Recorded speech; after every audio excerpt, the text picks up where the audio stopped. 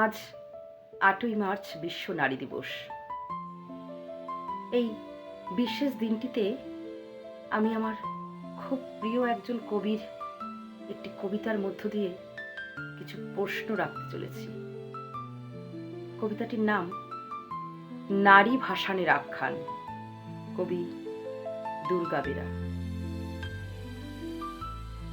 হে নির্দিষ্ট পুরুষ, যে নারীর নারী ছিলে তোমার জন্ম, আমি সেই সাধারণ নারীদের পক্ষে এক ধ্বস্ত প্রতিবাদ।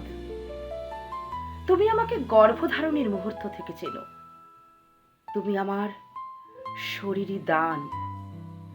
জানি দান করতে হয় নীরবে, তবে আজ শব্দ না করে পারছি না। পুরুষ, তোমায় জন্ম দিলাম, স্নেহ দিলাম তোমার গায়ে। যখন তুমি বড্ড যুবক, হানলে জন্মপথটাই। তোমায় আমি জীবন দিলাম, ক্ষুধা ভরালাম স্তন্য সুধায়।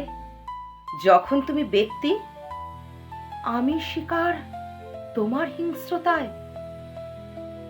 দুহিতা হলাম, ভগিনী হলাম, তোমার বৃদ্ধ মাতা হলাম।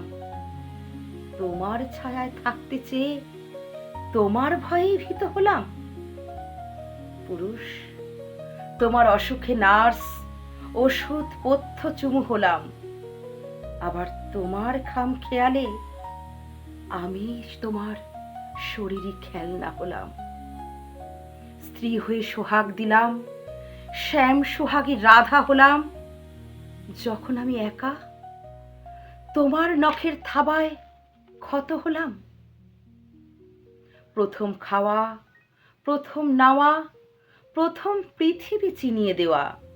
হাঁটি হাঁটি পা পা বলে প্রথম হাঁটা শিখিয়ে দেওয়া। মনে পড়ে হাতে রাখি, ভাইয়ের কপালে দিলাম ফোঁটা।